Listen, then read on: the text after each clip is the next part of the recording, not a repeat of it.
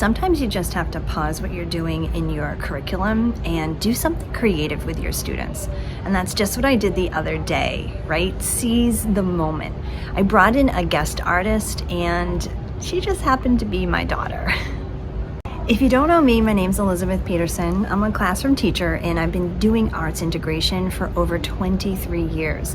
And in those 23 years, there's something that I've come to realize. And that is, sometimes you seriously have to stop everything that you might be doing in your content within your curriculum and do something creative and engaging with your students.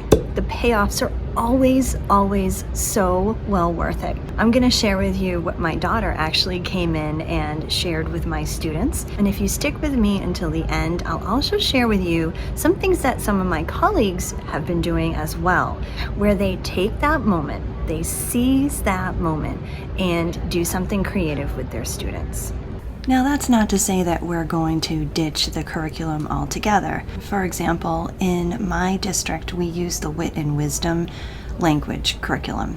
And in third grade, what we're doing is we're learning about the first mission to the moon. It's been driving our reading and our writing instruction through all the different literature that we're reading and the writing that we're doing about the mission to the moon. So I thought it would be a great opportunity to pause and have my students paint their own moons. So like I said, I invited my daughter to come in and she started her lesson by showing the kids the different moon phases that they could create. Of course, then we got out our paints, our desk protectors, we grabbed some canvases from the dollar store, and she started with them drawing a circle on their canvas. We'll start with the circle. So you're just gonna go like this. Every student decided which moon phase they wanted to create, and then my daughter went ahead and showed the kids how to mix colors and blend them together, and also some brush techniques to create some texture for their moons. Excellent. So what do you think so far? All right, so stick with me though, because I'm actually gonna also show you two more examples of things that some of my colleagues are doing. But first, let's get back to the paintings. Or you can wash the one you have, whatever you want. Okay, that's good. So once all the students had their moons painted and they painted the backgrounds, my daughter taught them how to create stars by flicking white paint onto their canvases, which they absolutely loved.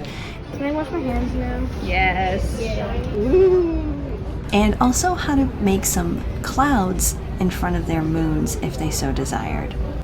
So how did everything turn out? Well, here's a look at the final products. But I will say that the students just absolutely adored this opportunity to create their own moons and put some of their knowledge about the moon into an artistic expression. Now let's take a quick look at what some of my colleagues are doing, where they are integrating their creative, artistic experiences with the content, but at the same time, they're pausing and they're taking that time to really get their students invested in the content through some creativity and artistic experiences. One example is from this second grade teacher who is also using the Wit and Wisdom program, but they're learning about the pioneers and the westward expansion. And they've been talking about the challenges that these new landscapes and landforms were creating upon the Oregon Trail.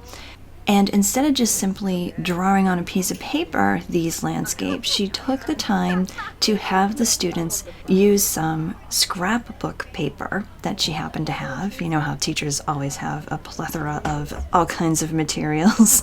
And so she grabbed those out and had the students actually rip the papers and create these beautiful landscapes to go with their writing pieces.